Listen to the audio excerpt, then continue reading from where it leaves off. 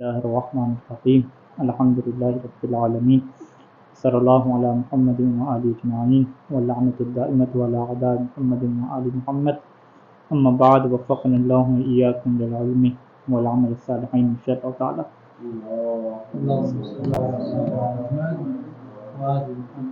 مسئلہ نمبر 406 ہے کہ اذا فقد الابوان فالحضانۃ للجد من طرف الاب، کہ جب ابوان یعنی ماں اور باپ جو ہے وہ دونوں جو ہے وہ فاقد ہو جائیں، دونوں کیا ہے فوت ہو جائیں، تو پھر جو حق حضانت ہے، حضانت یعنی بچے کی پرورش، تربیت، سنبھالنا، تو بچے کو جو سنبھالنے کا حق ہے جسے حق حضانت کہتے ہیں وہ دادے کو جو ہے ملے گا، جد من طرف الاب، کیونکہ عربی زبان میں جو جد کا لفظ ہے وہ نانے اور دادے دونوں کے لیے ہے، تو من طرف الاب لگا کے یہ تشخیص کی جاتی ہے کہ یہ اس سے مراد کیا ہے، دادا ہے جو باپ کی طرف سے ہوتا ہے. تو قانون ہمارے سامنے یہ آ گیا کہ ماں باپ اگر دونوں فوت ہو جاتے ہیں، اوپر ایک مسئلہ بیان کیا تھا کہ اگر باپ فوت ہو جاتا ہے تو حق حضانت فقط ماں کے پاس ہو جاتا ہے، خاص ماں فوت ہو جاتی ہے تو باپ کی باپ، اور اگر دونوں فوت ہو جاتے ہیں تو پھر دادے کے پاس آ جائے گا. فیضا فقدہ، اگر دادا بھی فوت ہو جاتا ہے، ولم یکن لہ وصی، اور دادے کے بھی کوئی وصی نہیں ہے، ولا للاب، اور نہ ہی والد کا کوئی وصی ہے، یعنی نہ دادے نے وصیت کی بچوں کی دیکھ بھال کے لیے کسی کو، اور نہ ہی اس کے والد نے کی تھی، تو یہاں پہ جو ہے وہ سید ثانی کی احتیاط واجب ہے کہ حاکم شرع سے جو ہے وہ مصالحت کریں، باقی جو وارث ہیں حاکم شرع سے جو ہے وہ بات کر کے جو بچے کا دیکھ بھال اور پرورش ہے وہ حاکم شرع کی طرف سے کیا بندہ معین ہوگا، اور حاکم شرع کو یعنی درمیان میں کیا ہے داخل کریں. لیکن مشہور فقہا یہاں پہ یہ کہتے تھے کہ نہیں، جو دیگر وارث ہوتے ہیں اس مرحوم کے، اس کے اعتبار سے کیا آپ چلیں گے، اور جو قریبی وارث بنے گا اسی کو یہ کیا ملے گا، حق ملے گا. فالمشہور بین الفقہاء رضوان اللہ تعالی علیہم، تو یہاں پہ فقہا کے درمیان جو مشہور نظریہ ہے کہ ثبوت و حق الحضانۃ لاقارب الولد علی ترتیب مراتب الارث، کہ یہاں پہ حق حضانت جو ہے وہ جو بچے کے رشتہ دار دیکھے جائیں گے، کس ترتیب پہ دیکھے جائیں گے، جو میراث کی ترتیب بعد میں جو ذکر کریں گے کہ میراث میں جو والدین کے بعد ہے وہ کس کی باری آتی ہے، بائیوں کی باری آتی ہے، پھر جو ہے وہ چچا کی باری کب آتی ہے، تو اسی حساب سے جو میراث کے مراتب ہیں اور طبقے ہیں، اسی اعتبار سے جو الاقرب منہم یمنع الابعد، جو سب سے قریبی طبقے کے لوگ بنیں گے وہ دور والے کو کیا کر دیں گے، منع کر دیں گے. اچھا، ومع التعدد، اور اگر فرض یہ ہے کہ جو اقرب ہیں وہ بھی زیادہ ہیں، یعنی اس بچے کے فرض ہیں بڑے بھائی ہیں وہ زیادہ ہیں، ٹھیک ہے، بہن بھائی زیادہ ہیں، والتساوی فی المرتبہ، اور جو میراث میں مرتبہ اور طبقہ ہے اس میں بھی کیا ہے برابر ہیں، یعنی زیادہ بھی ہیں اور مرتبہ بھی ان کا ایک ہے. اور تیسرا کیا ہے کہ والتشاح، اور ان کے درمیان کیا ہو گیا، اختلاف بھی ہو گیا. تشاح کیا ہوتا ہے، دو بندے آپس میں اختلاف کرتے ہیں اور ہر ایک چاہ ہوتا ہے کہ میں کیا سبقت لے دوں، مجھے جو ہے وہ یہ چیز کیا ملنے چاہیے. یعنی صورتحال یہ ہے کہ فرض کریں کہ بچے کے جو ہے وہ بھائی وغیرہ نہیں تھے، چچا تھے، اس کے چچا کیا 3-4 اس کے چاچے ہیں، ٹھیک ہے، تینوں میں کیا ہو گیا، اختلاف ہو گیا. کوئی کہتا ہے کہ بچہ میں سنبھالوں گا، دوسرا کہتا ہے کہ میں سنبھالوں گا. اب یہاں پہ کیا کریں گے، تو یہاں پہ مشہور فقہا کیا کہتے تھے کہ یقرأ بینہم، یہاں پہ کیا ہوگا، ان کے درمیان قرعہ ڈالیں گے، جس کے نام قرعہ نکلے گا بچہ اسی کے حوالے کریں گے. ولیکن ھذا لا یخلو عن اشکال، مشہور کا یہ جو نظریہ ہے یہ اشکال سے خالی نہیں ہے. یہاں پھر احتیاط لازم کیا بنتی ہے، فالاخوۃ لزوما التراضی بینہم، احتیاط لازم کیا ہے کہ وہ آپس میں کیا کریں، ایک دوسرے کو راضی کریں، اور مال استئذان من الحاکم شرعی ایضا، اور حاکم شرعی سے بھی کیا لیں، وہ اجازت لیں. اگر ہم عبارت میں دیکھیں تو ولیکن ھذا کا جو اشارہ ہے وہ اگر ہم قریب کی طرف پلٹیں تو بعض کا یہ مطلب ہم کر سکتے ہیں کہ تعدد کی صورت والی جو صورتحال ہے نا، تعدد تساوی اور تشاح والی صورتحال، اس میں جو ہے وہ صحیح ثانی اشکال کر رہے ہیں. لیکن ولیکن حاضر یہ ہے کہ وہ پورے کے پورے مشہور نظریے کے اوپر کیا اختلاف کر رہے ہیں. مشہور نظریے کی کیا ہے، دو صورتیں ہیں. پہلی صورت یہ ہے کہ ان کے درمیان کوئی اختلاف نہیں ہے، یا جو مرتبہ ارث میں جو قریبی ہے وہ ایک ہے، ٹھیک ہے، اختلاف نہیں ہے، زیادہ ہیں آپس میں راضی ہیں، یا کیا بندے ایک ہے، تو اسی کو کیا ہے حق مل جائے گا حضانت کا. اور اگر وہ زیادہ ہوں اور اختلاف ہو تو پھر کیا ڈالیں گے، پورا ڈالیں گے. یہ مشہور کا نظریہ ہے. آپ کو بہتر ہے احتیاط لازم. یا فقط یہ مان سکتے ہیں کہ یہ جو حاضر کا اشارہ ہے یہ فقط پورا کی طرف ہے، پورا کرنا ہے، اس معاملے میں کیا ہے؟ ہاں نہیں، حاضر کیا، وہی میں کہہ رہا ہوں کہ حاضر کا اشارہ فقط پورا والے مسئلے کی طرف نہیں ہے، حاضر کا جو اشارہ ہے مشہور کے نظریے کی طرف ہے، پورے نظریے کا۔ مشہور کا نظریہ دو چیزوں سے مرکب ہے۔ پہلی چیز کیا ہے مشہور کے نظریے میں، کہ جو میراث کے مرتبہ میں پہلے نمبر پہ ہوتا ہے اس کو کیا دے دیں گے، حق دے دیں گے۔ دوسری صورت یہ ہے کہ اس کو حق دیا لیکن وہ زیادہ تھے اور آپس میں اختلاف کر رہے ہیں، پھر کیا کریں گے، ان کے پورا ڈال دیں گے۔ تو یہ والی جو مشہور کی بات ہے نا کہ میراث کے طبقے کو پہلے نمبر پہ رکھیں گے اور وہ آپس میں کیا ہے اگر راضی نہیں ہو رہے تو پورا ڈالیں گے، اس کے اوپر سیدانی نے کیا اشکال کیا، کہا کہ اگر آپ میراث کے طبقے میں ان کو مقدم کرتے ہیں تو حاکم شریف کی اجازت نہیں، اور اگر وہ زیادہ ہیں آپس میں راضی نہیں ہو رہے تو احتیاط لازمی ہے کہ ایک دوسرے کو راضی کریں آپس میں کسی بھی طریقے سے، چاہے وہ پورے کا طریقہ ہو یا پورے کے علاوہ کوئی اور طریقہ ہو، پیسے وغیرہ لے دے کے کسی طریقے سے۔ تو احتیاط لازم کیا ہے کہ التراضی بینہم، کہ وہ آپس میں ایک دوسرے کو راضی کریں، اور مال استئذان من الحاکم شرعی اذن، اور حاکم شرعی سے اذن بھی کیا طلب کریں، حاکم شرعی سے اجازت بھی لیں کہ ہم جو ہے وہ بچے کو کیا ہے سنبھالنا چاہ رہے ہیں تو آپ کیا ہمیں اجازت دیں۔ تو یہ قانون یعنی سیدانی کا مطلق رہتا ہے کہ جب بھی کسی کے جو ہے وہ ماں باپ فوت ہو جائیں تو پھر حاکم شرع سے کیا کرنا پڑتا ہے، رجوع کرنا پڑتا ہے، اگر اس کا دادا بھی نہ ہو اور کوئی وصی بھی کیا ہے نہ ہو۔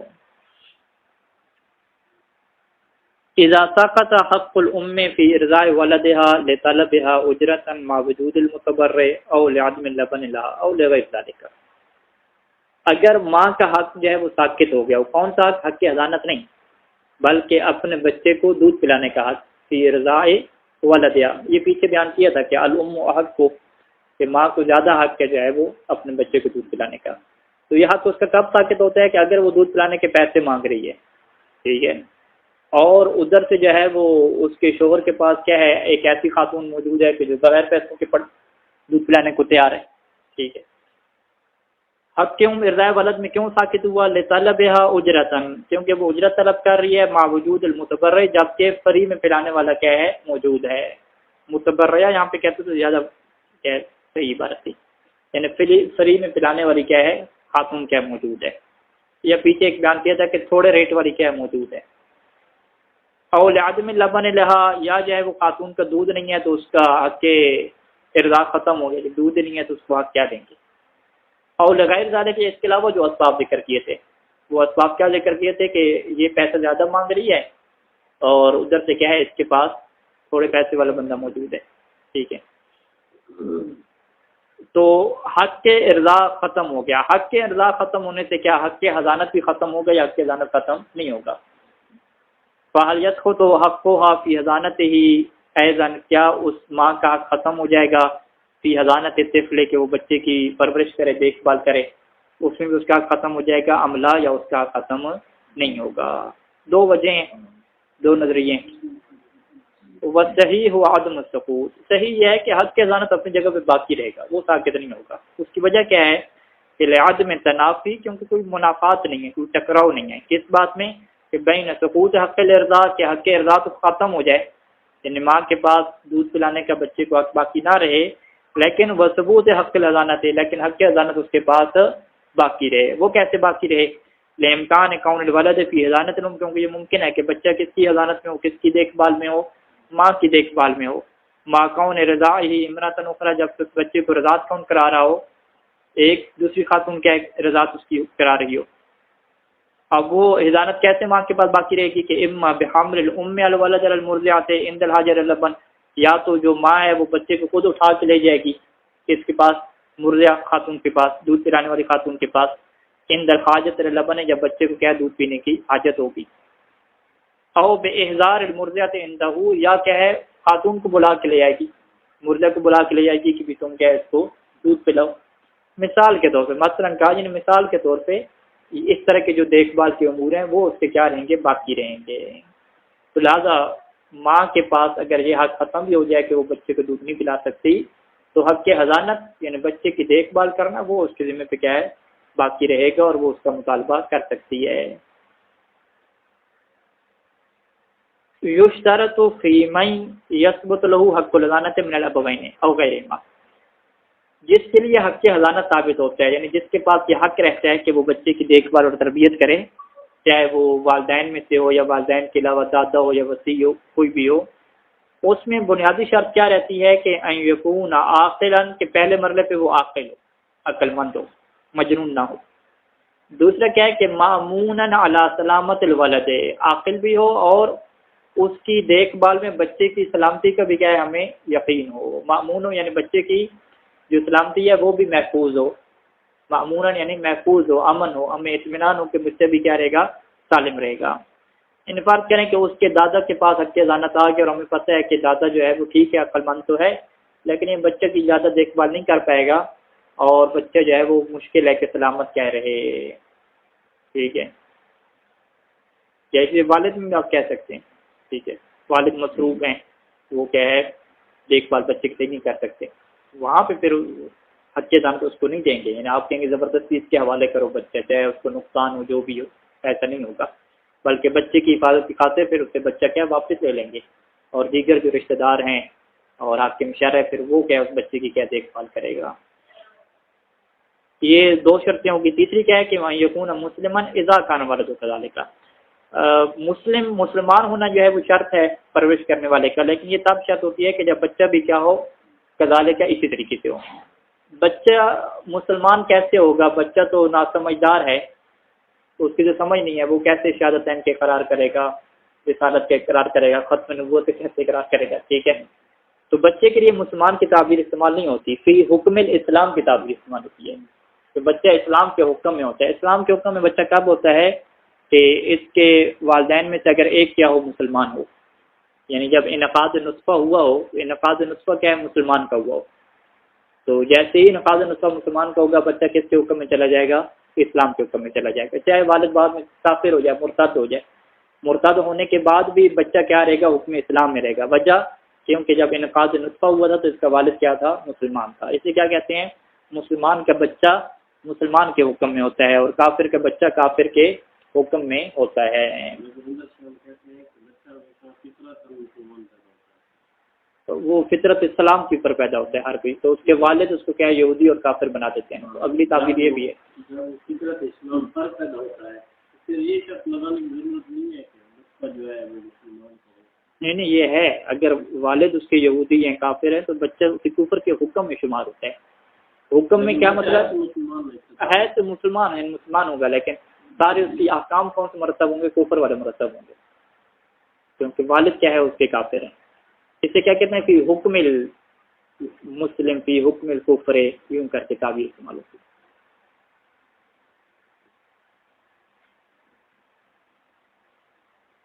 یعنی اب مثال دے رہے ہیں کہ فلو کان الابو مجنونا، والد مجنون ہو گیا، او کافرن، یا والد کافر ہو گیا، والولد محکوم بالاسلام، اور بچہ کیا تھا؟ محکوم بالاسلام تھا۔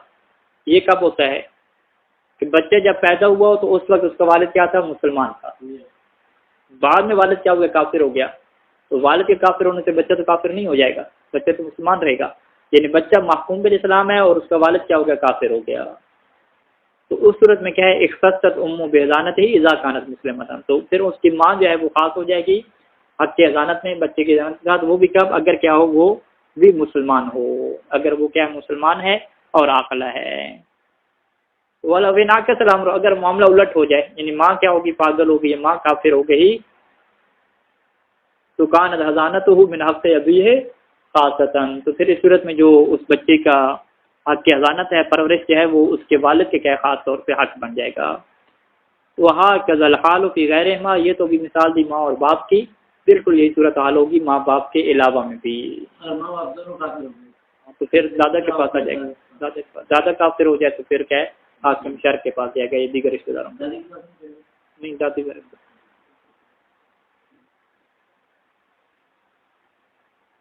اچھا جی، الحضانۃ کما یا حق للام والاب او غیرہما، حضانت ابھی ہم نے کہا کہ ماں کا حق ہے، باپ کے لیے حق ہے، ماں باپ کے علاوہ بات کریں دادے کا حق ہے، وسیع کا حق ہے، جو تفصیل ہم نے بیان کی۔ کذالک ہی حق للولد علیہم، اسی طریقے سے یہ بچے کا حق بھی ہے، بچے کا حق کس کے اوپر ہے؟ علیہم، ان لوگوں کے اوپر ہے، ٹھیک ہے جی۔ تو یعنی دو صورتیں ہو گئی، ایک تو والد کہے گا کہ میرا حق ہے کہ میں کیا ہے بچے کو سنبھالوں، لہٰذا میرا حق میرے حوالے کرو، کوئی اور کیا ہے میرے بچے کو لے کر نہیں جا سکتا، ٹھیک ہے۔ ماں کہتی ہے میرا حق ہے بچے کے اوپر، لہٰذا کوئی اور میرے بچے کو لے کر نہیں جا سکتا، ٹھیک ہے۔ اسی طریقے سے یہ جو حق ہے وہ کس کا ہے؟ خود اس بچے کا بھی ہے، ٹھیک ہے۔ یہ کر لیں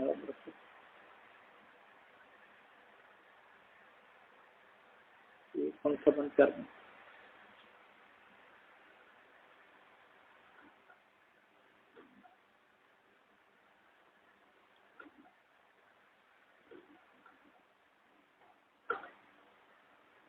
اچھا جی، اب صورتحال اور فائدہ کہاں پہ ظاہر ہوگا؟ جب ہم نے کہہ دیا کہ یہ بچے کا حق ہے ان کے اوپر، جس طرح وہ کہتے نہیں تھے کہ بیوی کا حق ہے شوہر کے اوپر، بیوی کا حق کیا ہے؟ نفقہ، نفقہ کس کے اوپر ہے؟ شوہر کے اوپر ہے۔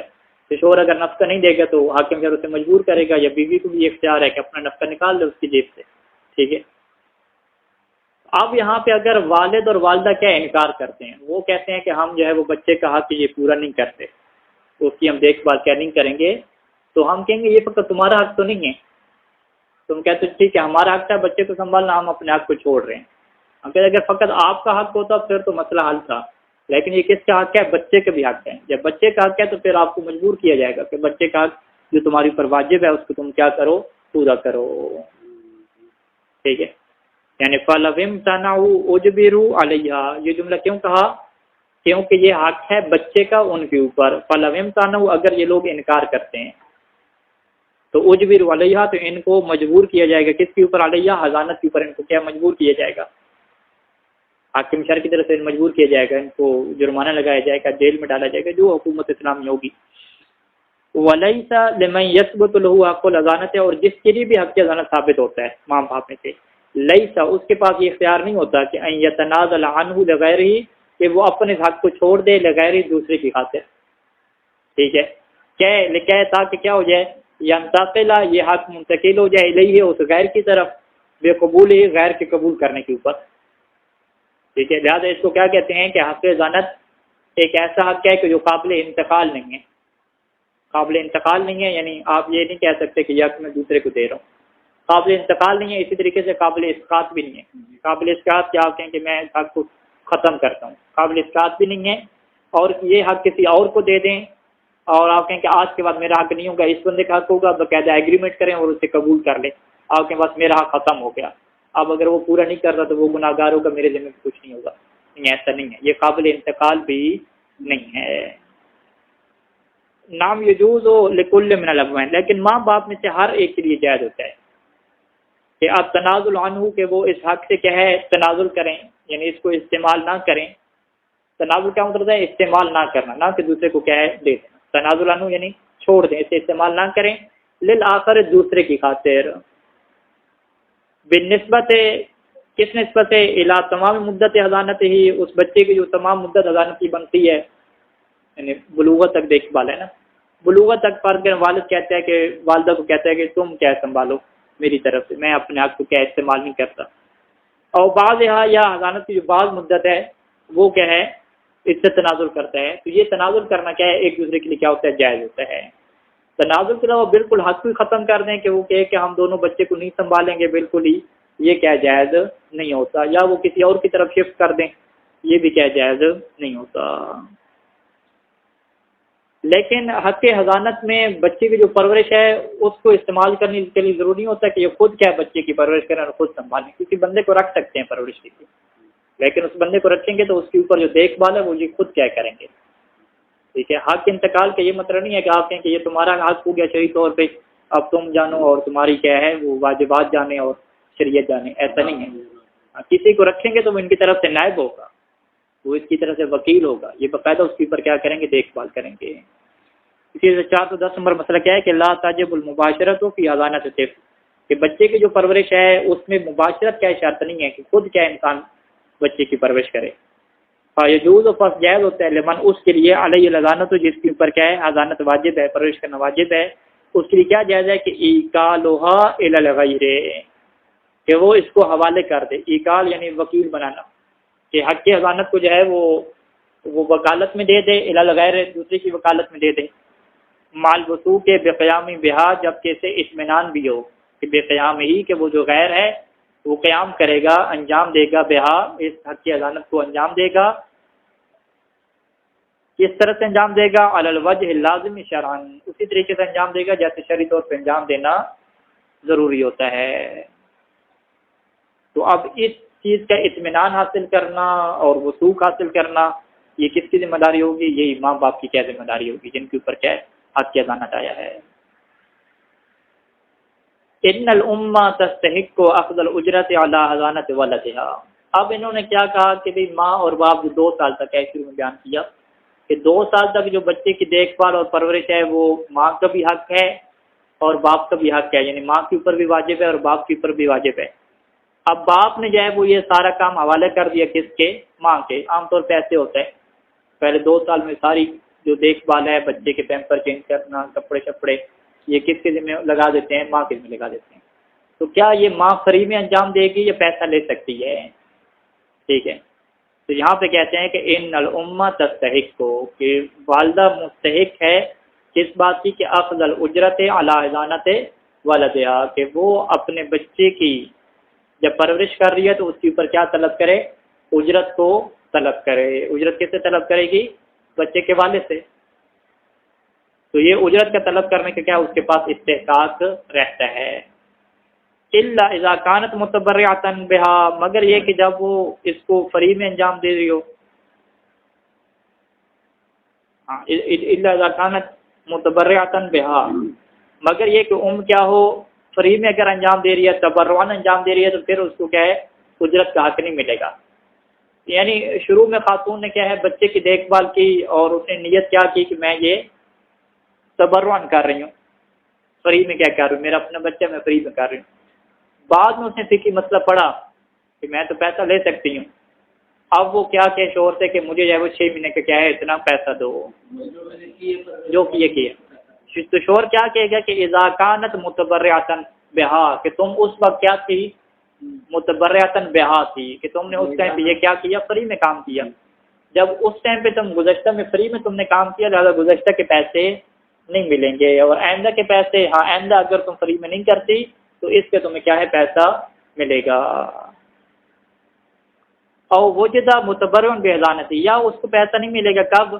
کہ کوئی اور متبرع موجود ہے فری میں، متبرع باذانت یعنی اس بچے کی پرورش فری میں کرنے والا موجود ہے، یعنی وہ بچہ والد سے کہتا ہے کہ ٹھیک ہے تم اس کی پرورش نہ کرو، تو اس کی کیا خالہ موجود ہے، پھپھو موجود ہے، دادی موجود ہے، وہ اس بچے کو سنبھالیں گے، تو لہٰذا کیا ہے پھر بھی وہ اجرت کا استحقاق نہیں رکھتی۔ سنبھالنا ہے تو فری میں سنبھالے، فری میں نہیں سنبھالتی تو پھر کون سنبھالے گا؟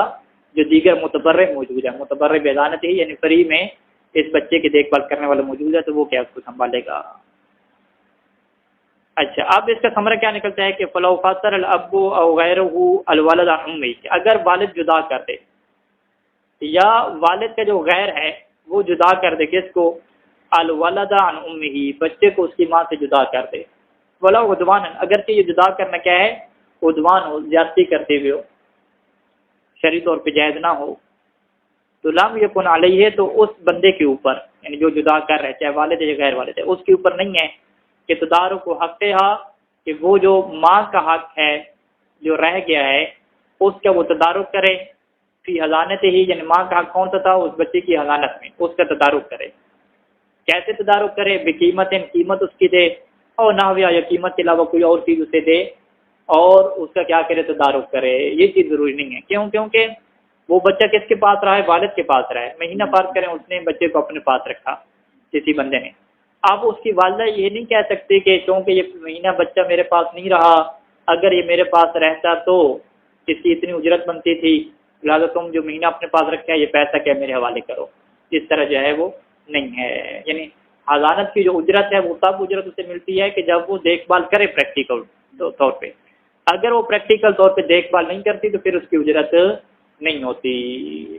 لیکن آگے کتاب و نفقات میں ہم پڑھیں گے کہ جو ماں کے اپنے خرچے ہیں نفقات، وہ پریکٹیکل اگر اپنے اوپر خرچہ نہ بھی کرے تو پھر بھی وہ حق رکھتی ہے کہ شوہر سے کیا طلب کرے۔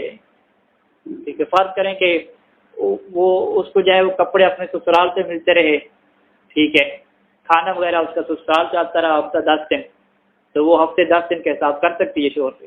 تو شوہر کو کہے کہ ہفتے 10 دن کے تم میرا کھانا بھی دو اور گرمی سردیوں کپڑے ٹھیک ہے مجھے مل گیا اپنے گھر سے لیکن تم کہہ دو. تو شوہر یہ نہیں کہہ سکتے کہ تم نے تو جو ہے وہ کیا نام ہے فری میں کھا لیا ادھر ادھر سے کھا لیا یہ پھر کس بات کا حق ہے. وہ کہے کہ نہیں یہ حق میرا کیا باقی رہے گا. یہ سب سے نہیں آئے گا. ہاں سب چیز میں نہیں آئے گا. مطلب گرمی اور سردیوں کے کپڑے جب اس کو خاتون کو اپنے والدین سے مل گئے پھر شوہر کو یہ کہتی ہے کیونکہ آپ نے نہیں دی لہٰذا آپ بھی مجھے اضافے دیں. اس کے بعد خاتون کے اوپر ہے نا کیا کرتی ہے. اگر وہ خاتون اس کو بیچ دیتی ہے کپڑوں کو پیسہ اپنا محفوظ کر لیتی ہے پھر وصول کرتی نہیں ہے. کپڑے خود محفوظ کر کے رکھتی ہے اگلے موقع کو فائدہ ملے گا پھر وصول کرتی نہیں. وصول کرتی نہیں ہے اس کے اوپر خمس وغیرہ واجب ہوگا اور تو کچھ نہیں. دوسری بات یہ ہے کہ یہ جب شوہر نہیں دیتا بچے کا ہاں پھر اس طرح نہیں ہوتا کہ یہاں پہ یہ والا قانون چلے. حق کے دانوں میں یہ مثال میں نے کیوں دی ہے اس وجہ سے تاکہ یہ بات واضح ہو کہ اگر جو ہے وہ خاتون نے کیا ہے بچے کو سنبھالا نہیں ہے تربیت نہیں کی تو وہ یہ نہیں کہہ سکتے کہ اتنے دیر بچہ میرے پاس نہیں تھا تو میری اتنی اجرت بنتی ہے تم اتنی اجرت دو. وہاں پہ نہیں کہہ سکتی. لیکن اگر اس نے شوہر کے پیسے سے کھایا پیا نہیں ہے تو وہ کہہ سکتی ہے کہ میں تمہارے پیسے سے کھایا پیا نہیں ہے لہٰذا تم کیا ہے میرے اجرت دو. ٹھیک ہے. لیکن اگر یہ مطلب کرتی ہے اور یہ شوہر سے مطالبہ کرتی ہے کہ منتری مجھے اتنی چاہیے شوہر بھی نہیں دیتا. اب یہ اصل کی حق ہے کہ یہ آپ میں شریف کی طرف جائے ہاں بالکل ہے پھر بات ہے. اور آپ میں شریف یہ کرے گا کہ شوہر کو کہے گا کہ دے. اگر شوہر پھر بھی نہ دے آپ میں شریف دے گا اس کا کو منتری نہیں حاکم شریف شوہر کی وہ بیچے گا نا اس کی جو پراپرٹی وغیرہ ہے باقی چیزیں جرمانے لگائے گا. حاکم شریف اگر متاثر ہوگا تو حاکم شریف اپنی جیب سے تو نہیں دے گا. کیوں نہیں دیتا؟ جب حاکم شریف ہر طرف سے لیتا ہے تو کبھی دے نہیں سے نہیں دے گا تب وہ نہیں وہ دے گا تب کہ جب وہ خاتون اس کی مستحق بنے گی شرعی طور پہ. ہاں وہ شرعی طور پہ فقیر بن جائے گی. نہیں یہ ٹھیک کہہ رہے ہیں حاکم شریف تب اس کو دے گا اگر خاتون میں شرائط پوری ہیں. فرض کریں وہ مقروض ہو گئی ہے فقیر ہو گئی ہے مستحق ہو گئی ہے حاکم شریف کے اوپر ضروری ہوتے ہیں. ہاں یہ سنبھالنا واجب ہوتا ہے. جو مال امام آئے گا مال امام کا ایک مطلب یہ بھی ہے نا کہ جو مومنین و مومنات مشکلات میں ہیں ان کے اوپر خرچ کیا جاتا ہے. ہاں نہیں وہ حاکم شریف اپنے لیے تو نہیں دے رہے نا امامت کی دے رہے ہیں. باقی تضامن میں جو مسئلہ آتا ہے نا کہ پیسہ کیا تھوڑا آ گیا ہے. پیسہ یا تو حاکم شریف نے یہاں پہ لگانا ہے کہ دین کی حفاظت ہو کتابیں وغیرہ سب میں مدارس کو مضبوط کریں یا اس پہ لگانا ہے کہ اس بچے کی جو ہے وہ پیمپر پورے نہیں ہو رہے یہاں پہ پیسہ دینا ہے. ٹھیک ہے تو وہ تضامن کی ضرورت میں دیکھے گا کہ کیا چیز اہم ہے اور کیا اہم نہیں ہے. جو مہم اور اہم ہوگا اس سے مقدم دیا جائے گا. یعنی ابھی مال امام کے بارے میں یہی سوال ہوتا ہے نا کہ بھئی ہمارے جو علاقے کے مومنین ہیں رشتہ دار ہیں یہ بھوکے ہیں بیچارے ان کے پاس نوکری نہیں ہے تو سارا مال امام آپ ادھر لگاؤ. ٹھیک ہے مدارس وغیرہ کو سپورٹ نہ کریں علماء کو سپورٹ نہ کریں ادھر لگائیں. تو حاکم شریف ہم کیوں پوچھتے ہیں وہ بھی عالم سے فقیہ عالم سے ان کے مطلب میں یہ شرط ہے کہ عالم فقیہ سے آپ اجازت لیں گے. تو اس وجہ سے لیتے ہیں کہ کیونکہ ہمیں اس بات کا اطمینان ہے کہ اہل بیت علیہ السلام کی سیرت کو یہ ہم سے زیادہ جاننے والے ہیں. تو ہم نے امام کا مال ہے نا امام کا مال کہاں پہ خرچ کرنا ہے. قانون کیا ہے کہ وہاں پہ خرچ کریں جہاں پہ امام علیہ السلام کے راضی ہونے کا ہمیں یقین ہوگا. تو امام کے راضی ہونے کا ہمیں کب یقین ہوگا یا تو امام سے ڈائریکٹ ملاقات ہو یا ہم جو ہے وہ امام کی جو مرضی ہے اور سیرت کو اچھے طریقے سے جانتے ہوں کہ اگر امام ہوتے اور یہاں پہ معاملہ دائر ہوتا کہ یا تو یہاں پہ خرچ کریں یا وہاں پہ خرچ کریں تو کہاں پہ امام خرچ کرتے. ٹھیک ہے تو مقام صفہ پہ بھی ایسے تھا کہ جو لوگ علم حاصل کرنے آتے تھے دین کے لیے تو اللہ کے رسول جو ہے وہ جناب سیدہ زہرا سلام اللہ علیہ کا جو ہار ہے باقی تحفے ہے وہ سارے ان پہ خرچ کر دیتے تھے. گھر میں کیا ہوتے تھے بچوں کے بھوکے ہوتے تھے فاقے ہوتے تھے یعنی بچوں کو فاقے میں رکھا اور سارا خرچ کن پہ کیا صاحب صفہ پہ خرچ کیا جو علم حاصل کر رہے تھے دین کا. کیونکہ اللہ کے رسول سمجھا کہ اہم ابھی ذمہ داری کیا ہے بھوک نہیں ہے اہم ذمہ داری کیا ہے یہ علم اور دین کو مضبوط کرنا ہے اس کے اوپر خرچ کرنا ہے. تو حاکم شرع بھی یہی فیصلہ کرتا ہے. وہ کہتا ہے کہ ہمارے پاس عام امام کتنا آیا فرض کریں 1 لاکھ آیا. اب 1 لاکھ ہم کہاں پہ خرچ کریں. وہ کہے کہ ابھی آدھا آپ کم از کم مدارس کے اوپر خرچ کریں یا آدھے سے زیادہ مدارس کے اوپر خرچ کریں باقی ادھر خرچ کریں. آپ کہیں نہیں ہمیں تو 1 لاکھ کی ضرورت ہے بلکہ زیادہ ضرورت ہے، آپ کہیں ٹھیک ہے ضرورت ہے، ادھر بھی ضرورت ہے ادھر بھی ضرورت ہے، ہر جگہ پہ ضرورت ہے، ضرورت کہاں پہ نہیں ہے؟ ٹھیک ہے، آج کل کے حالات میں کوئی کہے کہ ہمیں ضرورت نہیں ہے، یہ ہو ہی نہیں سکتا، ہر جگہ پہ ضرورت ہے۔ جب ہر جگہ پہ ضرورت ہے تو یہاں پہ تشخیص دینی ہوتی ہے کہ کون سی ضرورت زیادہ اہم ہے، کس کی نگاہ میں؟ امام کی نگاہ میں۔ تو زیادہ اہم امام کی نگاہ میں اس کی تشخیص کون دے سکتا ہے؟ جو امام کی سیرت، اقوال، دین اور فقہ کو سب سے زیادہ کہہ جاننے والا ہو۔ تو لہٰذا اسی وجہ سے جب بھی فقیہ کہتا ہے کہ سائم امام کو خرچ کرنے میں ضروری ہے کہ آپ حاکم شہر کی اجازت لیں، وہ کیوں کہتا ہے؟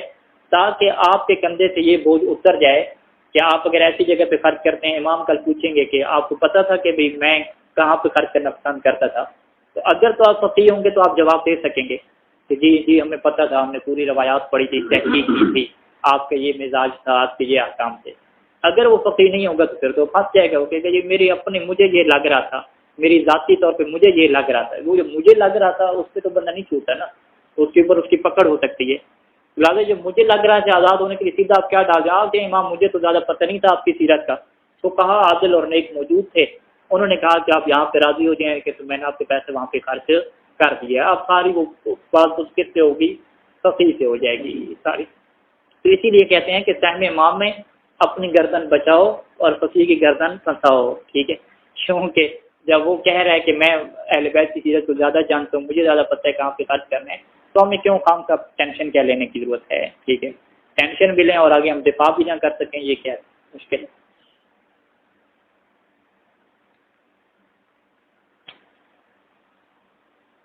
اچھا کدھر مسئلہ گیا؟ تو یہ ہو گیا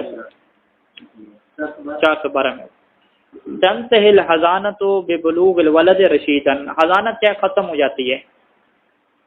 حق کے ضامن ختم ہو جاتا ہے جب بچہ جو ہے وہ بالغ ہو جائے اور در حالت کہ وہ کیا ہو؟ رشید، سمجھدار بھی ہو۔ فَإِذَا بَلَغَ رَشِيدًا، جب وہ بالغ ہو جائے اور سمجھدار بھی ہو، اچھے برے کی صلاحیت رکھتا ہو، تو لم یکن لأحد حق الحضانۃ علیہ، تو اس صورت میں کسی کے پاس بھی یہ نہیں ہے کہ حق الحضانۃ علیہ کہ وہ بچے کے اوپر کیا کریں؟ حق کے حضانت کا استعمال کریں، اس کی تربیت کریں، اسے کہ تم ادھر بیٹھو، ادھر سو جاؤ، ادھر نہ جاؤ، ادھر جاؤ، ٹھیک ہے، یہ نہیں کہہ سکتے۔ حتی الابوین، حتیٰ کہ جو اس کے والدین ہیں وہ بھی ایسا نہیں کر سکتے، بچہ کیا ہے؟ آزاد ہے۔ فضلاً عن غیرہما، چاہے جائے کہ والدین کے علاوہ کوئی اس کے اوپر آرڈر چلائے، ٹھیک ہے، یہ بھی کیا ہے؟ نہیں ہو سکتا۔ بل ہوا مالک لنفسہ، بلکہ وہ اپنے آپ کا کیا ہے؟ مالک ہے۔ ذکرن کانا ام انثی، چاہے وہ مذکر ہے یا کیا ہے؟ مؤنث ہے۔ مؤنث میں جو لڑکی ہے اس کے لیے وہ بیان کریں گے، وہ پیچھے بلکہ بیان ہو چکا ہے کہ شادی کرنے کے مسئلہ میں اس کے پاس کیا ہے؟ آزادی نہیں ہے، بلکہ اس کی ولایت کس کے پاس ہے؟ والدیت دادا کے پاس ہے۔ فالہ الخیار، پس اس بچے کے پاس اختیار رہے گا بالغ اور رشید ہونے کے بعد کہ پھر الزما میں کہ وہ مل جائے الی من شاء منہما، والدین میں سے جس کے پاس چلا جائے، چاہے والدہ کے پاس رہے یا والد کے پاس رہے، ام من غیرہما، یا والدین کو چھوڑ دے اور کس کے پاس رہے؟ بیوی کے پاس رہے، بیوی کے پاس رہے، ٹھیک ہے، والدین کو چھوڑ دے اور کس کے پاس رہے؟ بیوی کے پاس رہے، تو یہ اس کے پاس کیا فقہی طور پہ اختیار ملتا ہے۔ لیکن یہ فقہ اور چیز ہے اور اخلاق کیا ہے؟ اور چیز ہے۔ فقہ یہ اختیار دیتی ہے لیکن اخلاقیات اور جو سیرت ہے وہ اس چیز کو کیا ہے؟ اسے اختیار نہیں دیتی۔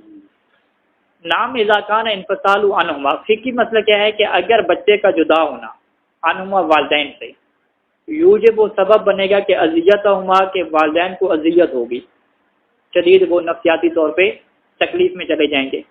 کون سی اذیت؟ کہ الناشئۃ ہے کہ جو پیدا ہوگی من شفقت حمایہ علیہ، کیونکہ والدین کیا ہے؟ بڑی شفقت اور محبت رکھتے ہیں کس کے ساتھ؟ بچے کے ساتھ۔